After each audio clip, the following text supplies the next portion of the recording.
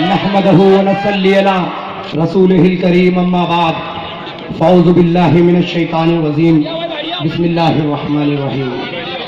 शनशीन पे तशरीफ फरमा आली जनाब सदर अमरावती मजलिस इत्तेहादुल मुस्लिमीन अब्दुल नाजिम साहब, मजलिस इत्तेहादुल मुस्लिमीन के नुमाइंदे सलाउद्दीन भाई, खालिद भाई साहब, अकील पहलवान साहब, समी साहब, मतीन साहब, और यहाँ पर मजलिस की मोहब्बत में आए मजलिस के दीवानों, मेरे बड़ों, मेरे बुजुर्गों, मेरे छोटों और जहां जहां तक मेरी आवाज जा रही है, मेरी पर्दानशी मां बहनों, अस्सलाम वालेकुम। ये एक इंतखाबी जलसा रखा गया है और इंतखाबात का दौर है। 70 साल के इस आजादी के बाद मुल्क में ऐसे कई सियासी जमातें आई और ऐसे कई सियासी नुमाइंदे आए जो गुमनाम नुमाइंदे, जिनको दौलत मिल गई, शोहरत मिल गई, इज्जत मिल गई और इख्तियार मिल गया। तो मेरे भाई, ये एक इंतखाबी जलसा रखा गया है, इंतखाबात का दौर है। तमाम जमातें आपके बीच में आएंगी, आपको रुझाने की कोशिश करेगी, आपको मनाने की कोशिश करेगी, आपको खुश करने की कोशिश करेगी, आपसे झूठे वादे कर कर जाएगी जो 70 सालों से करती आई है। लेकिन मजलिस इत्तेहादुल मुस्लिमीन ना आपसे झूठे वादे करने आई है, ना आपको मनाने आई है और ना आपको खुश करने आई है। फैसला आपको करना है। मजलिस इत्तेहादुल मुस्लिमीन आपके हक और इंसाफ की आवाज बुलंद करने आई है, आपके हुकूक की लड़ाई लड़ने आई है, आपको इंसाफ दिलाने आई है। फैसला आपको करना है, आपको हक और इंसाफ की आवाज को बुलंद करना है या इन जालिम हुक्मरानों को जिताना है जो 70 साल से हमारी कौम को बदहाल कर दिया जिन्होंने। मेरे भाई, मैं आपको बता रहा हूं, जब मैंने इस मुल्क में आंख खोला तो यहां नफरतों का बाजार लगा हुआ था, चारों तरफ नफरत ही नफरत। जब मैंने इस मुल्क में आंख खोला तो मेरी अम्मी एक तरफ मेरी पैदाइश की खुशी भी मना रही थी और दूसरी तरफ मेरे आने का गम भी मना रही थी कि मैं इस नफरत के माहौल में अपनी आंख खोल रहा हूं। मुझे नहीं मालूम क्या हुआ, लेकिन मुल्क के कोने कोने में लाशें पड़ी थी। मुझे नहीं मालूम यह क्यों हो रहा था। सवाल सिर्फ इतना है, मजलूम कौन था, जुल्म किसने किया, जुल्म कौन सहता रहा, जालिम कौन था। मुल्क के कोने कोने में लाशें किसने बिछाई, मुजफ्फरनगर से गुजरात तक, मुंबई से अहमदाबाद तक, हैदराबाद से मलियाना तक, करबला करबला, लाशें लाशें और कानून के पासदार कानून की धज्जियां उड़ा रहे थे। शायद मेरे कौमे मिल्लत को मुल्क आजाद कराने की सजा मिल रही थी, शायद मेरे कौमे मिल्लत को मुल्क आजाद कराने की सजा मिल रही थी। मेरे भाई, वो लाशें जाती रही, वो शहीद जाते रहे और एक सदा देते रहे। देखो, मेरे मुल्क के परचम को झुकने ना देना। देखो, इस मुल्क के परचम को तुम्हें लहराना है। देखो, मेरे लोगों को तना मत छोड़ना, इन्हें इस परचम को लहराना है। तुम लाशों पर लाशें उठाते रहना, सरे दरिया बाजू कटा रहते रहना। अरे, ये रस्म करबला है, इसे निभाते रहना। ये रस्म करबला है, उसे निभाते रहना।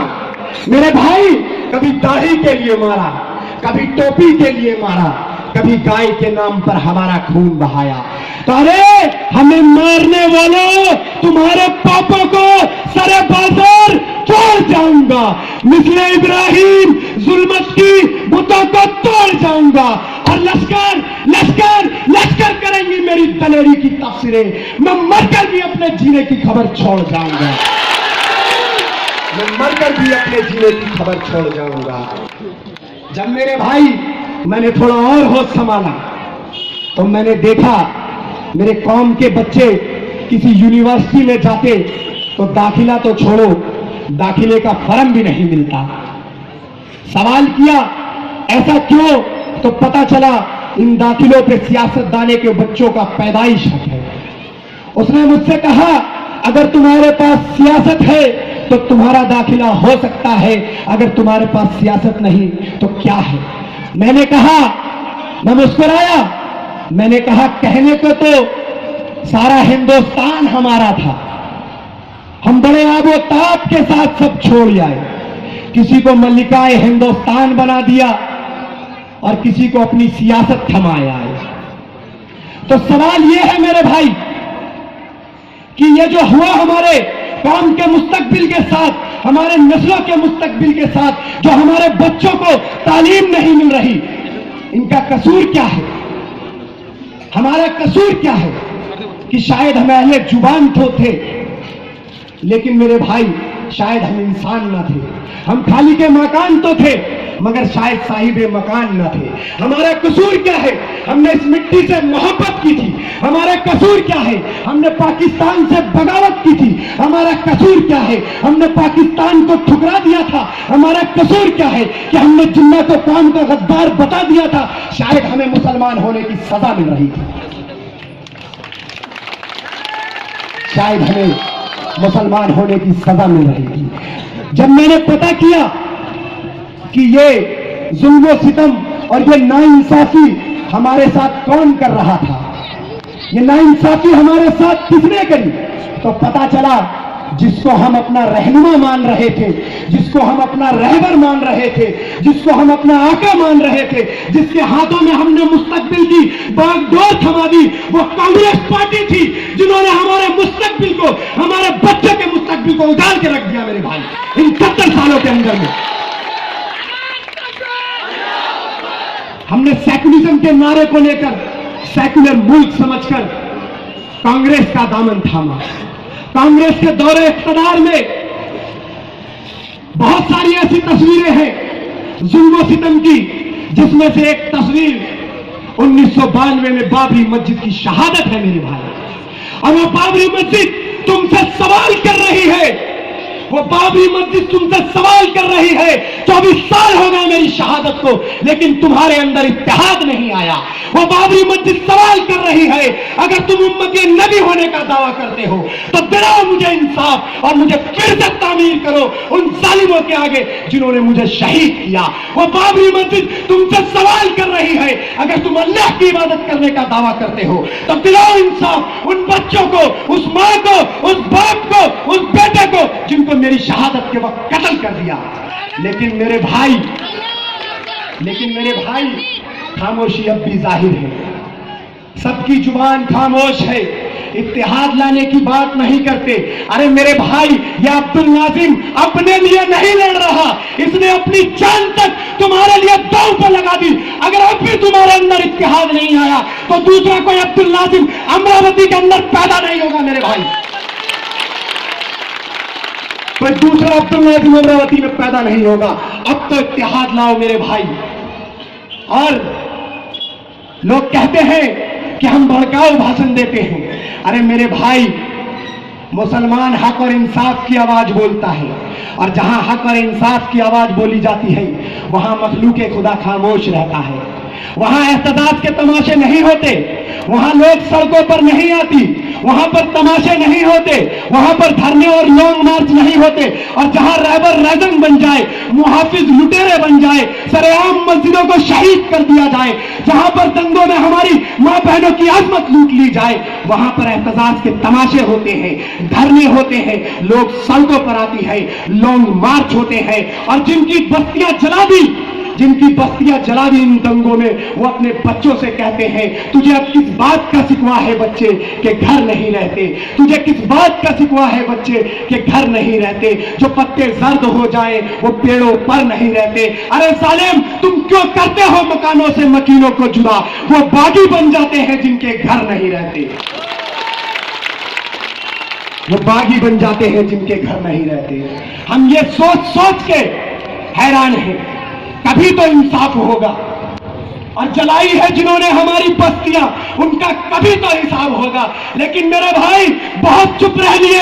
अब तुम्हारा जुल्म सितम को सहके अब उठाएगी हम पर कोई ईंट तो उसका पत्थर जवाब होगा, उसका पत्थर जवाब होगा, उसका पत्थर जवाब होगा।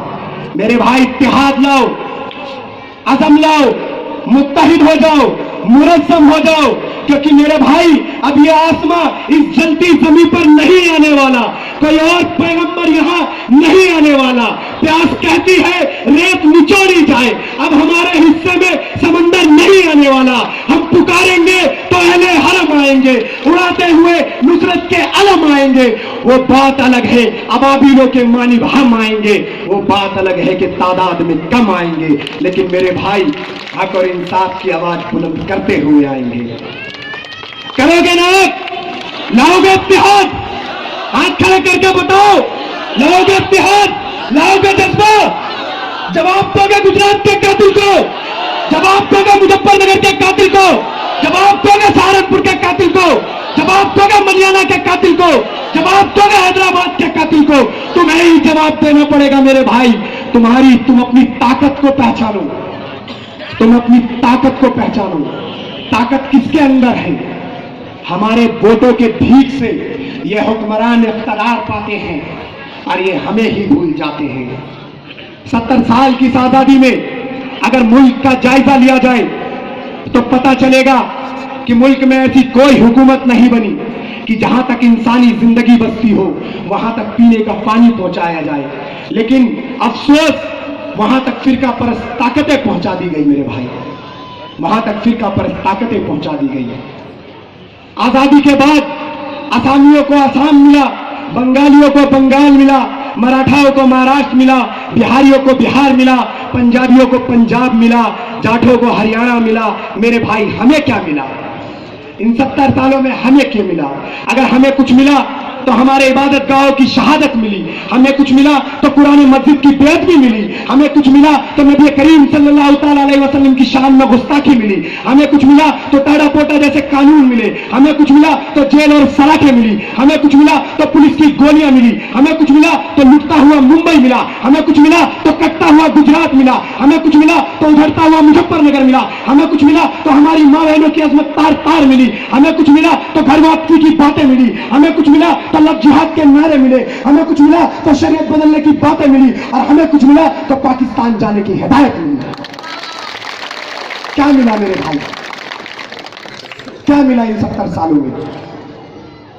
हमने 70 सालों में हमारे बीच में बहुत सारी सियासी जमातें आई। कांग्रेस ने आवाज दी, हमने लब्बैक कहकर उसका इस्तकबाल किया, हमने उसका साथ दिया। समाजवादी पार्टी ने बुलाया, हमने लब्बैक कह के उसका साथ दिया। बहुजन समाज ने भी बुलाया, हमने लब्बैक कह के उसका साथ दिया। नीतीश ने आवाज दी, हमने लब्बैक कह के उसका साथ दिया। लालू ने भी आवाज दी, हमने लब्बैक कह के उसका साथ दिया। ममता बनर्जी ने आवाज दी, हमने लब्बैक कह के उसका साथ दिया। शरद पवार ने आवाज दी, हमने लब्बैक कह के उसका साथ दिया। लेकिन मेरे भाई सेकुलरिज्म के नारे को लेकर, सेकुलरिज्म के नारे को लेकर हमें लूटा गया है, हमें काटा गया है, हमें पीटा गया है। अगर सेकुलर मुल्क है, सेकुलरिज्म के नारे हैं, तो सवाल करिए, उत्तर प्रदेश के अंदर मुजफ्फरनगर जल रहा था, मुजफ्फरनगर में हजारों लोग बेघर हो रहे थे, हमारी मां बहनों की अजमत तार तार हो रही थी, हमारे बच्चों का कत्ल हो रहा था, हमारे लोग बेघर हो रहे थे। लेकिन ये समाजवादी के ठेकेदार, ये समाजवादी के दलाल, ये सेकुलरिज्म के दलाल क्यों खामोश बैठे थे? क्यों ऐवानों में तुम्हारी आवाज नहीं उठाई? क्योंकि मेरे भाई ये नामर्द है, ये नामर्द है, ये अपने आका को खुश करने के चक्कर में लगे रहते हैं। लेकिन मजलिस के नुमाइंदे, खुदा की कसम, मजलिस के नुमाइंदे जीत कर आएंगे तो ना नेताजी को खुश करेंगे, ना अखिलेश को खुश करेंगे, ना मुलायम को खुश करेंगे, ना राहुल गांधी को खुश करेंगे, ना सोनिया गांधी को खुश करेंगे, ना शरद पवार को खुश करेंगे। मेरे भाई मजलिस का नुमाइंदा जीत कर आएगा तो उस परवरदिगार को खुश करने के लिए काम करेगा, आपके पीछे आपके हक और हुकूक की आवाज उठाएगा। आज मेरे भाई मैं 1.5 महीने से बाहर हूं, मैं अपने घर पर नहीं गया। सिर्फ क्यों? आपकी मिल्लत की मोहब्बत में। मेरी अम्मी का फोन आया सुबह, रोने लग गई, कहने लगी बेटा मैं बीमार रहती हूं, 1.5 महीने से तुम लोग बाहर हो। मैंने कहा अम्मी मैं तुम्हारे दर्द को समझ सकता हूं, लेकिन उन हजारों मां के बारे में सोचो जिसके लाल को छीन लिया, उनको कत्ल कर दिया गया, उन मां का दर्द क्या होगा? अम्मी अगर तेरा बेटा मिल्लत की मोहब्बत में कुर्बान भी हो जाए तो शहीद समझकर अपने बच्चे की जिंदगी जी लेना। मैं एक इत्तेहाद लेकर आया हूं मेरे भाई, मैं तुम्हारे अंदर जज्बा लाने आया हूं, और मिल्लत के लिए अगर मेरे खून का कतरा कतरा भी बहाना पड़ जाए तो खुदा की कसम अफसोस नहीं करूंगा, अपनी जान को कुर्बान कर दूंगा अपने मिल्लत के लिए। लेकिन मैं तुम्हें जगा कर रहूंगा मेरे भाई, जागो, जागो, ये इत्तेहाद का वक्त है और ये जरूरी है। अगर नहीं आज इत्तेहाद आया तो मेरे भाई हमारी नस्लें बर्बाद हो जाएंगी, उनका मुस्तकबिल उजड़ जाएगा, तबाह बर्बाद हो जाओगे। कोई तुम्हारा सहारा नहीं होगा, कोई तुम्हारी आवाज नहीं होगी। आज एक आवाज दक्कन की सरजमी से दो मर्द मुजाहिद बैरिस्टर असदुद्दीन ओवैसी, अकबरुद्दीन ओवैसी तुम्हारी आवाज बन रहे हैं। इस आवाज को बुलंद करो मेरे भाई। ये आवाज बुलंद होगी तो इन ताकतों के आंखों में आंखें मिलाकर सवाल करेंगे कि बताओ क्या ना इंसाफी की तुमने हमारे साथ 70 सालों में। करोगे ना मेरे भाई? देखो मेरे भाई, मैं बहुत दूर से आया हूं, मैं तुम्हारे जज्बात को नहीं जगा रहा, मैं एक दर्द बता रहा हूं। एहसास करो, वो माँ भी तुम्हारी है, वो बच्चे भी तुम्हारे हैं, वो बेटी भी तुम्हारी है, वो बहन भी तुम्हारी है, वो बाप भी तुम्हारा है जिनके साथ नाइंसाफी हुई है। तुम मजबूत होगे मेरे भाई तो उन्हें भी मजबूती मिलेगी। तुम्हारे अंदर इत्तेहाद आएगा तो उनकी तरफ भी कोई आंख उठाकर नहीं देखेगा। तुम एक ताकत हो, तुम एक जमहूरियत में रहते हो, एक जगह इकट्ठे हो। अगर तुम लोग ताकत दिखाओगे तो वो ताकत उनको भी हासिल होगी मेरे भाई, वो ताकत उनको भी हासिल होगी मेरे भाई। बात यहीं तक नहीं ठहर जाती मेरे भाई। मेरी मां बहनें सुन रही होंगी, अगर मेरी आवाज वहां तक पहुंच रही है मेरे भाई, उस मां का दर्द क्या होगा जो अपने बच्चे को दूध पिलाती है और अपने हिस्से का खाना उसे खिलाकर खुद सब्र से सो जाती है। उस मां पर क्या बीत रही होगी जब उसका जिगर का टुकड़ा ये कह के गया होगा कि मां मैं इस खुली फिजा में सांस ले लूं, मां मैं इस खुली फिजा में घूम आऊं, मां मैं थोड़ा आजाद फिजा में घूम आऊं। जब इस आजाद मुल्क में, इस आजाद फिजा में उन जालिम हुक्मरानों के गुलाम ने उसके जिगर के टुकड़े को गायब कर दिया, जब कोई आकर उसकी मां के कानों में ये कहता होगा अरे तेरा बच्चा दर्द से तड़प रहा था, उसके चेहरे पे दर्द झलक रहा था, तो मेरे भाई उस मां का दूध कतरा कतरा लहू बनकर टपकता होगा। उस मां का दूध कतरा कतरा लहू बनकर टपकता होगा। उस मां पर क्या बीत रही होगी जिसके बेटे नजीब को दिल्ली की सड़कों से गायब कर दिया गया। दिल्ली जो हिंदुस्तान की राजधानी कहलाती है, हिंदुस्तान के दिल कहलाता है, जब वहां से हमारे लोगों को गायब कर दिया जाए। ये जालिम हुक्मरान ना कुछ बोलने को तैयार थे, ना कुछ कहने को तैयार थे। 2.5 महीने से ऊपर का अरसा बीत गया लेकिन अभी तक नजीब का पता नहीं चला। एक अकेला मेरा मर्द मुजाहिद हैदराबाद की सरजमी से दिल्ली की सरजमी पर आता है उस नजीब के इंसाफ की आवाज उठाने के लिए, और जंतर मंतर तक, मंडी हाउस से लेकर जंतर मंतर तक पैदल चलता है कोई ऐसा कायद? है कोई ऐसा कायद मेरे भाई? है कोई ऐसा कायद जो आपके हक और हुकूक की बात करे, आपके इंसाफ की बात करे? मेरे भाई थोड़ा सोचो, सोचो, सोचने की घड़ी है। 850 साल हुकूमत करने वाली मेरी कौम इतना कमजोर कैसे हो गई? पहले ये जालिमों के जुल्म से सिसका करती थी, अब जालिमों का जुल्म इस कदर बढ़ गया है कि इतना रोया है, इतना चिल्लाया है कि मेरे भाई अब आंसुओं के बदले कतरा कतरा लहू का टपकता है। जरा सोचो उस मासूम अखलाक के बारे में, कितना तड़पा होगा जब इन जालिम हुक्मरानों के गुलाम ने उस पर लाठियों डंडों से वार किया होगा। उसकी कमजोर हड्डी टूटकर चकनाचूर हो रही होगी, उसकी कमजोर बेजे की हड्डी टूट टूट कर उसके भेजों में घुस रही होगी। और मैंने सुना है कि मरते वक्त प्यास बहुत लगती है। अखलाक ने भी पानी के लिए इंतजार की होगी, लेकिन इन जालिमों ने पानी तो छोड़ो, उसकी बॉडी को रोड पर घसीटना शुरू कर दिया, उसका तमाशा बनाया। और मेरे भाई ये समाजवादी के ठेकेदार, ये समाजवादी के दलाल खामोश बैठे थे। फिर हैदराबाद की सरजमी से मेरा कायद मर्द मुजाहिद बनकर उत्तर प्रदेश की सरजमी पर दादरी में जाकर अखलाक के इंसाफ की बात करता है तो ये समाजवादी के ठेकेदार मुआवजे देने के लिए तैयार हो जाते हैं। है कोई ऐसा कायद जो आपके हक और इंसाफ की बात उठा सके, आपके हुकूक की बात उठा सके? मेरे भाई इत्तेहाद लाओ। मैं बता रहा हूं आज मेरे कायद, जिस तरीके से मैं बाहर हूं वो भी 2 महीने से बाहर है मेरे भाई। उनकी भी तबीयत खराब है, उनका भी गला फंस रहा है, लेकिन वो तुम्हारी मिल्लत की मोहब्बत में पूरे हिंदुस्तान में घूम रहे हैं सिर्फ तुम्हारे इत्तेहाद के लिए मेरे भाई। मैं आपको एक बात बताता हूं, हम उस नबी करीम सल्लल्लाहु तआला अलैहि वसल्लम के उम्मती हैं जिनके खलीफा अमीरुल मोमिनीन हजरत उमर हजरत उस्मान, हजरत अली, हजरत अबू बकर रजी अल्लाह ताला अन्हु जैसे थे मेरे भाई। हजरत उमर के दौर में सबसे ज्यादा फतावात हुई और इस्लाम की सरजमी बढ़ी और आधी दुनिया मुसलमान हो गई। उस वक्त का सुपर पावर ईरान हुआ करता था। ईरान का काशिफ उन्हें ढूंढते ढूंढते मदीने पहुंचता है और वहां के लोगों से पूछता है कि तुम्हारे बादशाह का घर कौन सा है, तुम्हारे बादशाह कहाँ रहते हैं, तुम्हारे बादशाह का महल कौन सा है। मदीने के लोग हंसने लगते हैं, कौन सा बादशाह, कैसा महल। हजरत उमर को ढूंढना है तो मदीने की गलियों में ढूंढो, अगर वहां भी ना मिले तो मस्जिद नबी चले जाना। मेरे भाई काशिफ उन्हें ढूंढते ढूंढते मस्जिद नबी पहुंचता है और वो देखता है और यह देखकर हैरत में पड़ जाता है कि एक खजूर के छाए के तले एक शख्स तकिया लगाए बेखबर सो रहा था, बिना किसी सिक्योरिटी के, बिना किसी बॉडीगार्ड के। क्या मेरे भाई उस वक्त हजरत उमर के दुश्मन नहीं थे? क्या उस वक्त कुफ्फार नहीं थे? क्या उस वक्त साजिशें नहीं थी? सब कुछ था मेरे भाई, लेकिन मदीने के रियासत में अमन था। मदीने के रियासत में मदीने के लोगों का ज़मीर मुतमईन था, मदीने के रियासत में इंसाफ था। इसलिए हजरत उमर अपने अल्लाह पे भरोसा कर कर बेखबर होकर बिना किसी सिक्योरिटी के, बिना किसी फोर्स के वहां पर सो रहे थे। ऐसे ही इस दौर में मेरा कायद बैरिस्टर असदुद्दीन ओवैसी अल्लाह पे भरोसा कर कर गली गली, कूचे कूचे, डगर डगर, बिना किसी सिक्योरिटी के, बिना किसी बॉडीगार्ड के आपके इंसाफ के लिए घूम रहा है, आपके हक के लिए घूम रहा है। मेरे भाई ये आज फिरका परस्त ताकतें ये उन्हें झुकाना चाहती है। इन्हें बताओ कि मेरे कायद को सिर्फ अल्लाह का डर है, तुम्हारे जैसे शैतानों का नहीं। मेरे भाई ये खामोश मिजाजी तुम्हें जीने नहीं देगी। इस जमाने में जीना है तो कोहराम मचा दो।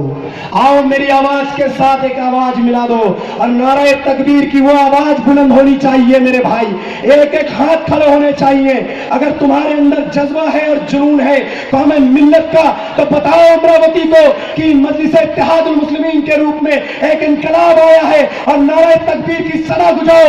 नारे तकबीर, नारे तकबीर, नारे रिसालत, नारे रिसालत। यही जज्बा चाहिए मेरे भाई, यही इरादा चाहिए और यही जुनून चाहिए। और इसी जुनून के साथ मजलिस इत्तेहादुल मुस्लिमीन को कामयाब करो मेरे भाई। मजलिस इत्तेहादुल मुस्लिमीन अपने लिए नहीं आई, आपके लिए आई है, आपके मुस्तकबिल के लिए आई है, आपके नस्लों के मुस्तकबिल के लिए आई है। बताइए 70 साल हो गए हमारी आज़ादी को और मैं ऐसी आज़ादी की मुखालफत करता हूं कि जिस देश के कूचे कूचे में अफला सवारा फिरता हो, जिस देश की धरती भूख उगलती हो, जहां दुख फलक से गिरता हो, जहां भूखे नंगे बच्चे भी आहों पर पाले जाते हैं और जहां सच्चाई के मुजरिम सलाखों में डाले जाते हैं, जहां इस्लाम को आतंक की नजरों से देखा जाता हो, उस मुल्क की मिट्टी बरसों से जिगर पे सहती है और अपने देश के लोगों को जश्न आजादी मुबारक कहती है, जश्न आजादी मुबारक कहती है। तुम लगाओ आजादी के नारे, तुम लगाओ आजादी के नारे और इन नारों से हमें बहलाओ। बताओ मेरे भाई 70 साल में ना ही हमारी जुबान आजाद, ना ही हमारी कलम आजाद और सबसे बढ़कर तो हमारी मैशत आजाद नहीं मेरे भाई। यहां पर बोलने पर पाबंदी, सोचने पर ताजीरें, पैरों में आज भी है गुलामी की जंजीरें। मेरे भाई उठकर दर्दमंदों का सुबह शाम बदलो तुम, और जिसमें हम नहीं शामिल वो निजाम बदलो तुम, वो निजाम बदलो तुम। बदलोगे निजाम? बताओ हाथ खड़े करके, बदलोगे निजाम? किसके बटन दबाओगे? किसको जिताओगे? वादा कर रहे हो मेरे पीछे वाले भाई, वादा कर रहे हो? बोलो मेरे भाई। इंशाअल्लाह मैं उम्मीद करता हूं जब मैं दिल्ली जाऊंगा तो मैं कह सकूंगा कि अमरावती के मुसलमानों में एक इनकलाब देखकर आया हूं जो बदल देना चाहता है अमरावती की तारीख को और इन जालिम हुक्मरानों को उखाड़ कर फेंक देना चाहता है, जैसे इन्होंने हमारे कौम के मुस्तकबिल को उजाड़ कर फेंका है। फेंकोगे ना उजाड़ के? फेंकोगे? फेंकना पड़ेगा मेरे भाई, अपने बच्चों के लिए फेंकना पड़ेगा। बताइए आज तालीम के मैदान में, एजुकेशन के मैदान में हमारे बच्चे कितना पीछे जा चुके हैं। हमने कभी फिरका परस्त ताकतों को वोट नहीं दिया मेरे भाई। आपने कभी बीजेपी को वोट दिया? किसको वोट दिया? कांग्रेस को वोट दिया, सेकुलर जमात को वोट दिया। तो इन सेकुलर जमातों से हमारे बच्चे सवाल कर रहे हैं, कि अल्लाह ने उन्हें भी 2 हाथ दिए हैं, 2 टांग दी है, 2 आंखें दी हैं। वो दूसरे बच्चों से 1 घंटे पहले उठते हैं और 1 घंटे बाद सोते हैं। वो बच्चे सवाल कर रहे हैं कि दूसरों बच्चों के तन पर अच्छे लिबास क्यों है, हमारे तन पर चीथड़े क्यों हैं। वो बच्चे सवाल कर रहे हैं। दूसरे बच्चों के कांधों पे बस्ता, हमारे बच्चे रोडों पर अखबार बेचते क्यों हैं। वो बच्चे सवाल कर रहे हैं। दूसरे बच्चे पढ़ लिख कर अपने घरों को फूलों से सजाते हैं, हम रोडों पर जाकर फूल बेचते क्यों हैं। वो बच्चे सवाल कर रहे हैं कि दूसरे बच्चे अच्छे अच्छे बसों में स्कूल जाते हैं, हमारे बच्चे उन बसों को ठीक करने के लिए हाथों में उनके औजार क्यों हैं। यह है हमारे नस्लों का मुस्तकबिल। क्या इसलिए हमने अपनी ताकत, अपनी वोट को उन सेक्युलर जमातों को दिया था? लेकिन मेरे भाई, मजलिस इत्तेहादुल मुस्लिमीन एक पैगाम लेकर आई है, एक इरादा लेकर आई है, एक जुनून लेकर आई है कि मजलिस इत्तेहादुल मुस्लिमीन कामयाब होगी तो आपके बच्चों के कांधों पे बस्ता होगा, बेचने के लिए हाथों में अखबार नहीं। आपके बच्चे भी पढ़ लिख कर अपने घरों को फूलों से सजाएंगे, रोड पर फूल नहीं बेचेंगे। आपके बच्चों के हाथों में कलम होगा, औजार नहीं मेरे भाई, औजार नहीं। ये मजलिस इत्तेहादुल मुस्लिमीन है, ये आपके लिए आई है। मेरे भाई, अपनी ताकत को पहचानो। तुमने अपनी ताकत, जो तुम्हारा वोट है, हमेशा दूसरों को जिताने के लिए यूज किया। 70 सालों में तमाम सेकुलर जमातों को कामयाब किया। जिसने आपको आवाज दी, जिसने आपसे वादा किया, आपने सब वादों को कबूल किया।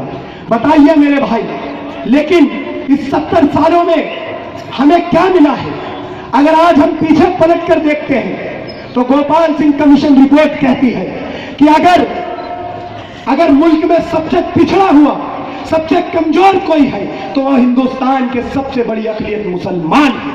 अगर सच्चर कमेटी की रिपोर्ट उठाकर देखो तो वो कहती है कि अगर दलितों से भी बदतर जिंदगी कोई जी रहा है तो वो मुसलमान है।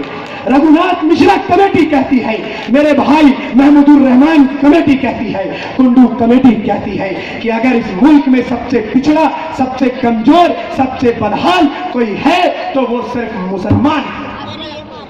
क्यों मेरे भाई? इस ताकत को इस्तेमाल करो मेरे भाई। अल्लाह ने तुम्हें ताकत दी है मेरे भाई। तुम मजलिस के दीवानों हो, तुम असद साहब अकबर साहब के खून से निकलने वाली सुर्खी हो, तुम लोग असद साहब अकबर साहब के जुबान की आवाज हो, तुम लोग असद साहब अकबर साहब की जहन की सोच हो, तुम लोग असद साहब अकबर साहब की तमन्नाओं की आरज़ू हो। मेरे भाई, अल्लाह ने तुम्हें कुव्वत दी है, अल्लाह ने तुम्हें ताकत दी है, अल्लाह ने तुम्हें जज्बा दिया है, अल्लाह ने तुम्हें एक इरादा दिया है, अल्लाह ने तुम्हें एक फिक्र दी है, अल्लाह ने तुम्हें एक सोच दिया है, अल्लाह ने तुम्हें कुर्बानी का सौदा दिया है। मेरे भाई, इस इरादे के साथ, उस जज्बे के साथ मजलिस इत्तेहादुल मुस्लिमीन को कामयाब करो ताकि आपके मुस्तकबिल की लड़ाई लड़ सके, आपके हक और हुकूक की लड़ाई लड़ सके। मेरे भाई, दोगे ना आप? मेरे भाई दोगे? बताओ ना मेरे भाई, दोगे ना? मैं दिल्ली जाकर ऐलान कर दूंगा कि अमरावती में मजलिस इत्तेहादुल मुस्लिमीन पूरे ऐवानों में अपनी आवाज उठाएगी और मजलिस इत्तेहादुल मुस्लिमीन अमरावती की तारीख बदल के रखेगी। कर दूं ऐलान? बोल दूं दिल्ली में जाकर? पक्का? वादा? हाथ खड़े करके बताओ मेरे भाई, वादा? टूटने तो नहीं दोगे? जोर से बताओ, अमरावती का हुक्मरान है तो वादा ना? जीतेंगे मजलिस के नुमाइंदे? कितने वोटों से जिताओगे? तारीख बनाकर, एक तारीख बनाना कि अमरावती में एक इनकलाब आया है मजलिस इत्तेहादुल मुस्लिमीन के रूप में। मेरे भाई, तुम्हारी ताकत तुम्हारा वोट है। अगर तुम ये सोचते हो कि तुम्हारे एक वोट से क्या हो जाएगा, और जहां जहां तक मेरी आवाज जा रही है, मेरी मां बहनें सुन रही हैं, तुम ये मत सोचो कि तुम्हारे एक वोट से क्या हो जाएगा, कि हम अगर वोट नहीं करेंगे तो अमरावती की तारीख या हिंदुस्तान की तारीख थोड़ी बदल जाएगी। अरे मेरे भाई, अपने वोटों की कीमत को पहचानो। मैं तुम्हें एक बात बताता हूं। एक जंगल में आग लग गई, एक जंगल में आग लगी हुई थी, जैसे हमारे मुल्क में कोने कोने में नफरतों की आग लगी हुई है। जब जंगल में आग लगी तो सारे जानवर अफरा तफरी में भाग रहे थे जंगल को छोड़कर। तो एक छोटी सी चिड़िया अपने आशियाने को देख रही थी जलता हुआ, अपने घर को देख रही थी जलता हुआ, उसके आंखों में आंसू आ रहे थे। तो छोटी सी चिड़िया में एक जुनून आता है, एक जज्बा आता है, और वो उड़कर जाती है और पास के जंगल से तालाब से 2 पानी का बूंद अपने चोंच में भर लेती है और जाकर अपने घोंसले पर गिराती है। वो बार बार जाती है, वो बार बार जाती है और पानी लाती है और गिरा देती है। वो बेचारी थककर पास के जंगल पर एक पेड़ के डाल पर बैठ जाती है। तो एक अजगर उससे सवाल करता है, ए चिड़िया, तेरे 2 बूंद पानी से यह आग बुझ जाएगी। तो मेरे भाई वो चिड़िया क्या जवाब देती है? इस जवाब को चिड़िया का जवाब मत समझना, इस जवाब को मेरे कायद बैरिस्टर असदुद्दीन ओवैसी का जवाब समझना। वो चिड़िया कहती है, मुझे मालूम है मेरे 2 बूंद पानी से यह आग नहीं बुझेगी, लेकिन जब इस जंगल की तारीख लिखी जाएगी, इस जंगल का इतिहास लिखा जाएगा, तो मेरा नाम आग जलाने वालों में नहीं, आग बुझाने वालों में आएगा। आग बुझाने वालों में आएगा मेरे भाई। तो मेरे भाई, जो मुल्क में आग लगी हुई है नफरत की, इसको बुझाओ मेरे भाई। ये जब बुझेगा जब तुम अपने वोटों का सही इस्तेमाल करोगे, जब तुम अपने वोटों को सही जगह पर दोगे, जब ये नफरत की आग बुझेगी मेरे भाई। आज ये फिरका परस्त ताकतें मुल्क के कोने कोने पर जाकर हम मुसलमानों को अपना गुलाम और इस मुल्क को जागीर समझ रही है। वो सोचती है कि हम उनके गुलाम और ये मुल्क उनका जागीर है। तो मैं इन फिरका परस्त ताकतों से, इन कच्छाधारियों से, ये बानर सेना, बजरंग दल, आरएसएस, ये जो भी है, मैं इनको बता देना चाहता हूं, अगर मुसलमानों को गुलामी पसंद होती तो फलस्तीन का बच्चा बच्चा तलबीब और यहूद के टुकड़ों पर पलता, बैतुल मक़दस की मुकद्दस बेटी हाइफा के बाजारों में बिकती। लेकिन नहीं नहीं मेरे भाई, फलस्तीन का बच्चा बच्चा, बेटी बेटी इस्राएली तोपों के आगे खड़े होकर ये नारा लगाते हैं, हक है हमारा आजादी, हम लेकर रहेंगे आजादी। तू कैसे न देगा आजादी? तेरा बाप भी देगा आजादी, तेरा बाप भी देगा आजादी। हमें कौन दिलाएगा इन फिरका परस्त ताकतों से?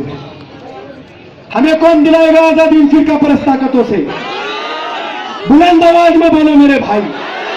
मजलिस इत्तेहादुल मुस्लिमीन, मेरा कायद बैरिस्टर असदुद्दीन ओवैसी साहब, इन फिरका परस्त ताकतों के आंखों में आंखें डालकर सवाल करेंगे, बताओ 70 साल में क्या इंसाफ किया है तुमने हमारे साथ? मेरे भाई, आज हमारे मुल्क के वजीर आजम नरेंद्र मोदी जी, मुंह से नाम लेते हुए भी शर्म आती है, लेकिन लेना पड़ता है, वजीर आजम है मेरे भाई। वो एक सभा से ऐलान कर रहे थे कि मैं इस 21वीं सदी में तमाम मुस्लिम बहनों को उनका अधिकार दिलाना चाहता हूं। भाइयों बहनों मित्रों, आज तो ये हो गई, अभी ओवैसी साहब पार्लियामेंट में नहीं थे, सेशन चल रहा था, मोदी जी उठे और पार्लियामेंट में ही कहने लगे, भाइयों बहनों, सारे एमपी देखकर सुन, भाई का भाई बहन भाई, वो कहने लगे कि मुस्लिम महिलाओं को अधिकार दिलाऊंगा इस 21वीं सदी में। पहले तो मेरे भाई, मैं आपकी 21वीं सदी गिनाता हूं वजीर आजम, आपकी 21वीं सदी में क्या चल रहा है? आपकी 21वीं सदी में एक करप्शन को मिटाने के लिए दूसरा करप्शन कर दिया जाता है, एक घोटाले को मिटाने के लिए दूसरा घोटाला कर दिया जाता है, एक मुद्दे को उठाने के लिए दूसरा मुद्दा उठा दिया जाता है।